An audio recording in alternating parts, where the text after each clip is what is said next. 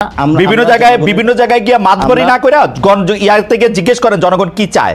আমি এটা পলিটিশিয়ানদের আমরা দেখতেছি আপনারা বিভিন্ন জায়গায় সালিশ করতেছেন, বিচার করতেছেন, কে দিছে আপনাদের এইগুলি করতে? আপনারা জনগণের কাছে গিয়ে জিজ্ঞেস করেন জনগণ কি চায়। এই ঘরের মধ্যে বসে না দেখা জনগণের কাছে গিয়ে জিজ্ঞেস করেন।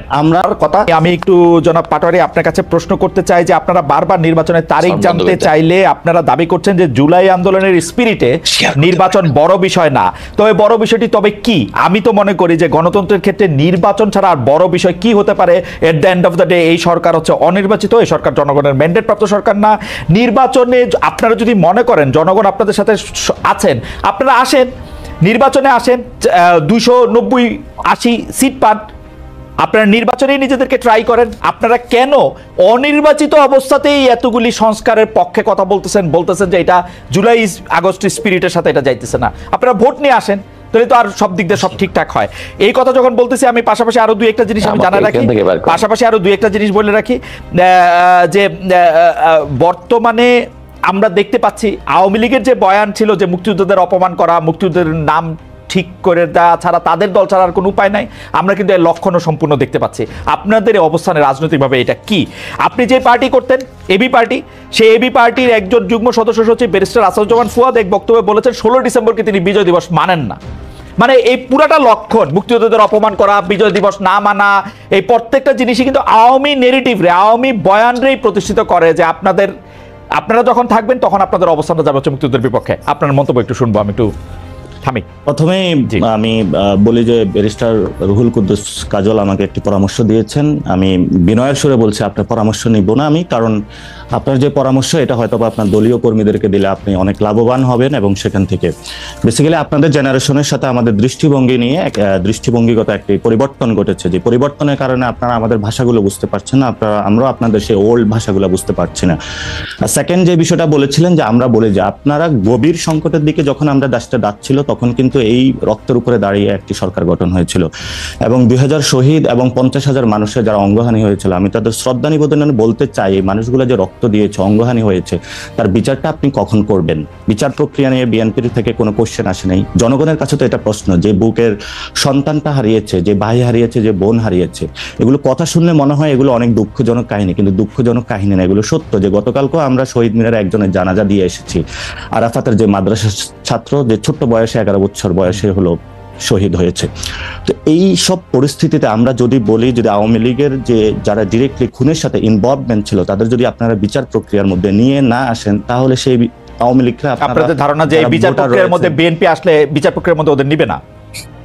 বিচার প্রক্রিয়ার মধ্যে যদি বিএনপি আসে, বিএনপি তো আওয়ামী লীগের সাথে সেই জায়গাটায় তাদের কানেকশনটা বিল্ড আপ করতে চাচ্ছে, কারণ ওল্ড সিস্টেমের সাথে তাদের সেই কারণ আমি আর বিচার প্রক্রিয়া আপনি কেমনে করবেন? একটা ট্রাইব্যুনাল গঠিত হয়েছে, সেটাই আমি বলছি। আপনারা সরকারের থাইকে এটা করতে হবে, এটা কেমন কথা? দেখুন, আমরা জাতীয় নাগরিক কমিটি কিন্তু সরকার নয়, সরকারটা কিন্তু অংশগ্রহণ বিএনপির রয়েছে, সবগুলো মানুষের অংশগ্রহণ রয়েছে, এটা আপনারও সরকার, সকলেরই সরকার। এই সরকার বিচার প্রক্রিয়ার মধ্য দিয়েই যদি সরকার, আমি মনে করি এটা আমার ব্যবস্থা, আমার ম্যান্ডেট নেন নাই যে আপনি মনে করতে না পারেন, হয়তো বা আপনি জুলাই গণঅভ্যুত্থানের সেই স্পিরিটকে ধারণ না করতে পারেন না। জুলাই স্পিরিটের গণঅভ্যুত্থানের স্পিরিট ধারণ করে নাসিরউদ্দিন পাটোয়ারি আমার কথা শুনেন, আপনারা এরকম ট্যাগিং করেন না। জুলাই স্পিরিটের জুলাই অবস্থানের একদম স্পিরিটটা ধারণ করেই আমরা বলতে চাই যে আমরা একটা গণতান্ত্রিক সরকার চাই। আপনারা ক্ষমতা আসেন, বিএনপি কে বাইর করে দেন 100 বছরের জন্য, এটা আমরা চাই, কিন্তু ভোট নিয়ে আসেন। হ্যাঁ, সেটাই, আমরা ভোটে যাব, কিন্তু ভোটের mধ্যে সেই জায়গাতে আমরা আওয়ামী লীগের কোনো পুনর্বাসন দেখতে চাই না। আওয়ামী লীগের পুনর্বাসনের কথা করতে আসলো, আপনারা নির্বাচন করবেন, আওয়ামী লীগকে ইলেকশন করতে দিয়েন না, নিষিদ্ধ করে দেন। তাহলে আওয়ামী লীগ প্রশ্নে তাহলে বিএনপির অবস্থান ক্লিয়ার করুক, জাতি তার অবস্থান ক্লিয়ার করুক, সেই জায়গায় কিন্তু আপনারা ক্লিয়ার না হয়, মানে সরকারে বলেন আওয়ামী লীগকে নিষিদ্ধ করে দিতে, সরকারে বলেন আওয়ামী লীগকে নিষিদ্ধ করে দিতে, বিএনপি কে কি করবে? ভাই, এখানে হলো আইনজ্ঞ একজন ব্যক্তি রয়েছেন এবং আপনিও বেশ ভালো পড়াশোনা আছে, আপনি যদি ডিরেক্টলি যেমন ছাত্রলীগকে নিষিদ্ধ করা হয়েছিল উইদাউট এনি কমিশন, তার কোনো বিচার প্রক্রিয়ার মধ্যে কিন্তু সে আসে নাই, আপনি যদি আওয়ামী লীগকে এভাবে নিষিদ্ধ করেন উইদাউট এনি বিচার, তো সে কিন্তু কোনো কমিশন গঠন ছাড়া আপনি একটা দলকে নিষিদ্ধ করে দিলেন, করেন কমিশন গঠন, কমিশন গঠন করেন, সেই বিষয়গুলো তো আমরা দাবি তুলছি, কিন্তু এই দাবিগুলো তো আমরা জনগণের পক্ষের কাছে গিয়ে বুঝাচ্ছি, তুলছি। আমরা তো জনগণের কাছে এখনই যায় নির্বাচনী সভা করছি না, আমরা তো জনগণকে এখনই গিয়ে যায় প্রেসার দিচ্ছি না, ভোট চাই ভোট চাই ভোট চাই, আমরা তো এই কাজগুলো এখন করছি না। আমরা বলি ভোট, আপনারা জনগণের কাছে গিয়ে জিজ্ঞেস করেন জনগণ কি চায়। এই ঘরের মধ্যে বসে না দেখা জনগণের কাছে গিয়ে জিজ্ঞেস করেন। আমরা বিভিন্ন জায়গায় গিয়ে মাতবরি না করে ইয়ার থেকে জিজ্ঞেস করেন জনগণ কি চায়। আমি এটা পলিটিশিয়ানদের আমরা দেখতেছি আপনারা বিভিন্ন জায়গায় সালিশ করতেছেন, বিচার করতেছেন, কে দিছে আপনাকে এইগুলি করতে করার কথা? হ্যাঁ, সেটাই আসছে। আমরা জনগণের কাছে যাচ্ছি এবং জনগণের কথাগুলোই মানুষের সামনে তুলে ধরছি। যদি জনগণের কথাগুলো আমরা তুলে না ধরতাম তাহলে হয়তোবা আমরা আজকে পর্যন্ত ওই জায়গা থেকে বিএনপির মতন রুমে যায় ঘুমাইতাম। এবং যারা জুলাই গণ অভ্যুত্থানের সেই যে আকাঙ্ক্ষা বাস্তবায়নের যে কাজগুলো আমরা করছি এবং জনগণ যে ম্যান্ডেটটা নিয়ে এই সরকারটা গঠন হয়েছিল, দেখুন এই সরকারটা কিন্তু রক্তের উপরে দাঁড়িয়ে গঠন হয়েছিল। আপনারা 7-8-এর যে মইনুল সরকারের যে সে বিমরতি দেখে এখন যদি ভয় পাচ্ছে বিএনপি যে না কিছু যদি ঘটে যায়, অথবা যারা ওই এস্টাবলিশমেন্টের সাথে ইনভলভমেন্ট আছে না কিছু যদি ঘটে যায়। খালিদ ভাই, আপনিও 90-এর গণ অভ্যুত্থানে অংশগ্রহণ করেছিলেন, সেখানে ছাত্রদের একটি বড় ভূমিকা ছিল। সেই ভূমিকাকে কিন্তু দুটি দল চুরি করে নিয়ে গেছিল। সেই জনগণের যে ম্যান্ডেটটা ছিল সেটা কিন্তু আমরা আকাঙ্ক্ষা আকারে আজকেও পাইনি। 71-এর এই বিচার প্রক্রিয়া আজ পর্যন্ত আমরা এখনো বুঝে পাই না। জিহাদ হত্যার বিচার আমরা আজ পর্যন্ত বুঝে পাইনি। তাহলে আমরা সেই দাবিটি করছি যে নির্বাচন হবে। আপনার এই বক্তব্যগুলির সাথে আমি একমত জনাব পাটোয়ারি, এই বক্তব্যগুলির সাথে আপনি একমত। তাহলে আপনারা কি বিচার প্রক্রিয়াটা কি করতে চান? মানে বিচার কইরা তারপরে ইলেকশন দিবেন এরকম দাবি আপনাদের?